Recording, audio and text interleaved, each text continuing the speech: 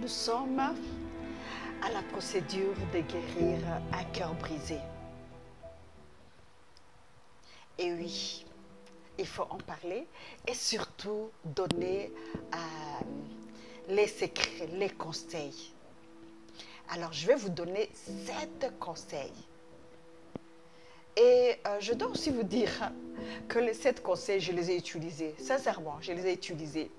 Et le dernier conseil que je vais vous donner, restez accrochés. Parce que c'est ces conseils qui a fait de moi ce que je suis aujourd'hui. Sincèrement. Alors, restez accrochés parce que le 7e conseil, il est waouh, il est super intéressant.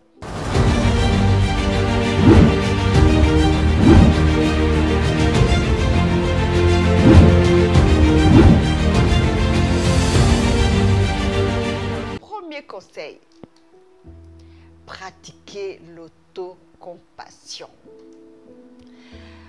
Quand on a le cœur brisé, quand on est déçu, quand on est trahi, on a vraiment le cœur brisé.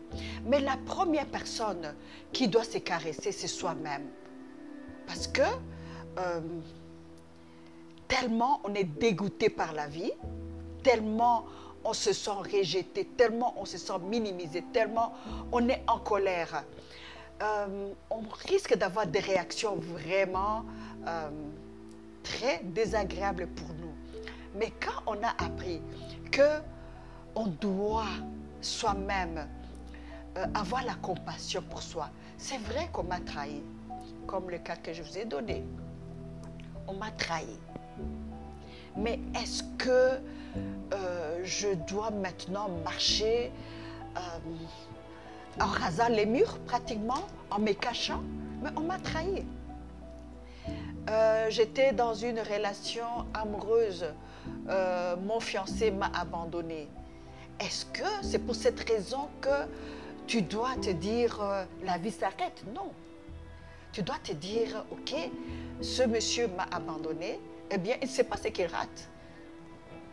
Donc, l'idée que je vous donne, il m'a plaqué, mais il a raté la plus belle femme de la région. Il a raté la meilleure personne qui existe. Donc, en fait, c'est une façon de se dire, ok, c'est pas grave. Il m'a laissé tomber. Mais moi, je me console. Alors, je me console avec des paroles positives en disant, it's ok. Il est parti. Il m'a laissé tomber. Mais moi, je sais que je vaux autant. Je suis une femme responsable. Je suis une femme précieuse. Donc, en fait, on se console. Donc, l'autocompassion est très nécessaire. On se parle avec gentillesse. On se parle avec amour. On se parle avec des mots gentils. Donc, c'est ça l'autocompassion. Il ne faut pas dire, il m'a plaqué parce que je suis mauvais, non, c'est son problème. C'est lui qui a raté. C'est ça l'autocompassion. Rechercher le soutien. Comme je vous l'ai dit, dans mon cas, c'était mon journal. Mais quand on en parle, surtout des problèmes comme ceux que je vais devoir raconter, des problèmes de deuil, quand on perd un être cher, c'est pas facile. Où est-ce que vous allez trouver refuge? C'est important. Il faut en parler, trouver refuge quelque part où vous accrochez. Que ce soit le refuge de votre pasteur, que ce soit le refuge de votre diacre, de la meilleure amie, de votre mère, donc une personne sur qui on se permet de dire, cette personne, je peux lui dire la peine que j'ai. Je peux lui dire exactement ce qui se passe dans moi. Et ce soutien, quand on l'a, on ne se confie pas à n'importe qui. On se confie à une personne qui va vous soulever, qui va vous dire, prenez courage, n'abandonne pas, ressaisis-toi. Alors, le soutien est vraiment nécessaire. Pour moi, c'est le 2e étape. 3e conseil, pratiquer l'observation sans jugement. Et oui, parce que quand on a ces douleurs, parfois on essaie de se juger. Alors, ce qui est important, c'est de prendre le recul.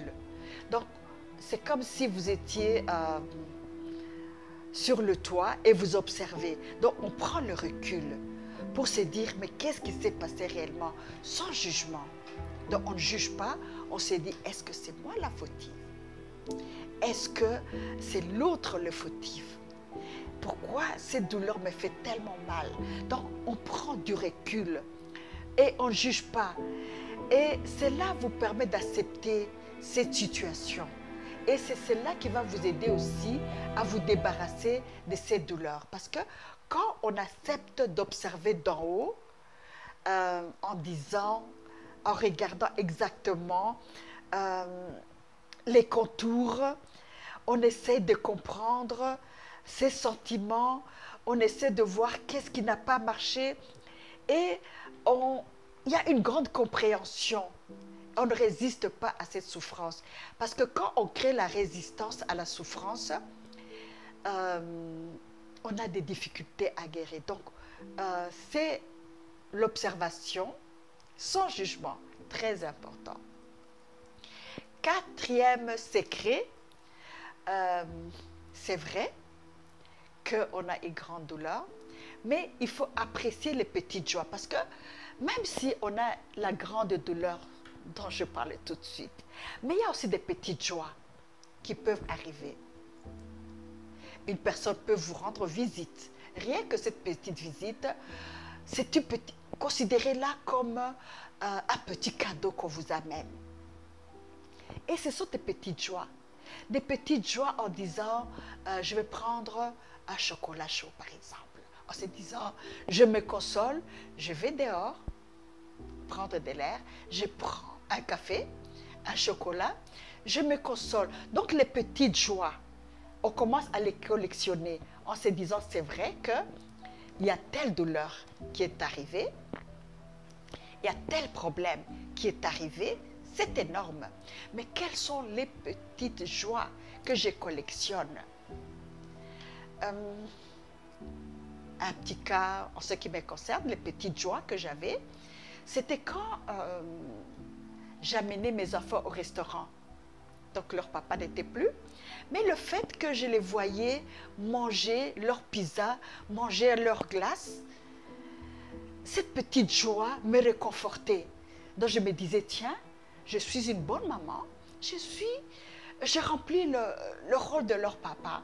Et cette petite joie m'a permis d'oublier la douleur que j'avais. Donc, il faut essayer de trouver ces petites joies qui vous réconfortent. Donc, j'ai donné un cas, j'aurai l'occasion d'en donner d'autres, mais ça m'a aidé à évoluer doucement, collectionner ces petites joies. Donc, apprendre à collectionner les petites joies pour oublier cette grosse douleur. Cinquième conseil, la gratitude. Pour moi, la gratitude, quand on pense à notre Créateur, on élève les yeux vers lui, on sent déjà une paix intérieure qui nous traverse. Pour moi, la gratitude, c'est le secret. C'est le secret qui vous permet de guérir un cœur brisé. C'est le secret parce qu'on s'est dit, celui qui m'a créé, il a un plan pour moi. Et déjà, en disant, merci Seigneur, je sais que tu as un plan pour moi. Pourquoi m'inquiéter? Tu as dit que même les oiseaux du ciel, tu es là pour les nourrir. Donc moi, tu es là pour me protéger. Tu as dit que tu es le père des orphelins, le protecteur de la veuve. Et alors, pourquoi je dois m'inquiéter? Alors, ce moment de gratitude amène une paix intérieure. Et ça fonctionne pour tout le monde. Quand vous avez ces moments de gratitude, ça vous permet d'oublier la douleur, la grosse douleur. Parce qu'on s'est dit, je ne vais pas me relever. Mais quand on s'est dit, il y a une raison. Quand on s'est dit, je lève mes yeux vers lui. Quand on s'est dit, ok, ce monsieur m'a plaqué, il m'a laissé tomber, d'accord. Mais Dieu a un plan merveilleux pour moi.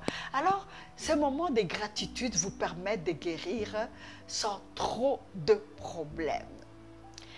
Le dernier, le sixième élément, c'est travailler sur l'estime de soi. Quand on traverse ce moment de douleur, où on va vous poignarder, où une personne chère vous a été arrachée, où on s'est dit le monde s'arrête, à un moment, même son estime, la confiance en soi disparaît complètement. Ça disparaît complètement. Et on s'est dit, il y a un problème, je suis nulle. Il y a un problème, les autres sont mieux que moi. Et on commence à perdre de la valeur, de l'estime qu'on avait en soi. Alors, il faut vraiment travailler sur cet élément de l'estime. Je peux encore donner un petit exemple à ce qui me concerne. Quand je me suis retrouvée seule, il n'y a rien de plus poignant que de sortir dans une fête, aller partout. Les gens sont deux à deux. Alors, à un moment, on s'est dit, mais attends, il y a quelque chose qui ne va pas. Pourquoi les autres sont toujours heureux et moi, je suis seule? Alors, je me sentais diminuée. Et je suis sûre que c'est arrivé à beaucoup d'entre vous qui sont passés par ce genre de situation. Mais j'ai appris maintenant à essayer de travailler sur mon estime. C'est vrai, je voyais que les autres étaient à deux. Mais quand j'étais dans une fête, au lieu de dire, tiens, je suis seule, je suis malheureuse, personne ne m'invitera, personne ne m'amènera danser. Plutôt, j'ai travaillé sur mon estime en me disant, tiens, mon cerveau, le mind, je voyageais en fait, je pouvais voyager en me disant, tiens, moi je peux programmer un voyage très bientôt, je vais aller dans tel pays, je vais aller me balader, je pourrais faire tel projet, ah oui, donc je me voyais déjà en train de réaliser des projets que peut-être ma copine, ma voisine ne pouvait pas parce que elle devait avoir une autorisation. Mais moi je me disais, tiens, mais j'ai un plus. Moi, je peux organiser ma vie, mes journées, mes projets en fonction de ma sagesse. Et petit à petit, le fait que je travaillais sur moi en me disant, ne sois pas malheureuse, ils sont deux, d'accord, mais toi, tu es seule, mais tu as quelqu'un qui te guide. Et ça m'a permis d'avoir ce courage. Alors, je vous en prie, il faut travailler sur son estime, surtout quand on est dans des périodes très mauvaises, comme ceux que nous avons cités. Et ce n'est pas facile. Donc, l'estime est très importante. Comme je vous l'ai dit tout au début, le dernier secret, le septième, c'est le plus important pour moi. Mais avant de passer à ce dernier secret, s'il vous plaît, abonnez-vous, car j'ai besoin que vous puissiez cliquer. J'ai besoin de vos commentaires. J'ai besoin surtout que vous souteniez ce projet afin que chaque semaine, je sois là avec des sujets très intéressants. Alors, je vais vous donner mon dernier secret, le septième. Il faut les développer. Pour moi, c'est le plus beau. C'est le sourire. Ah oui. Pour moi, c'est le sourire. C'est le sourire qui guérit tout. Le sourire qui guérit les cœurs blessés. Le sourire qui vous donne la joie de vivre. Le sourire qui amène les ondes positives sur vous. Ah oui. Alors, imaginez-vous cette maman dont je vous parle. Vous n'avez que juste des petits types là du cheminement que j'ai vécu. Mais cette maman-là, qui grâce à son sourire, ah oui, le sourire, mon sourire, je le garde à tout moment, je le porte à tout moment, je le porte avec toutes les tenues. Pour moi, le sourire, c'est le meilleur secret, c'est le secret qui vous permettra de guérir. Mon septième secret. C'était un plaisir pour moi de partager ces moments de joie, de partage avec vous. Et j'espère que la joie est réciproque. Alors, en attendant de nous voir la semaine prochaine, ciao, ciao!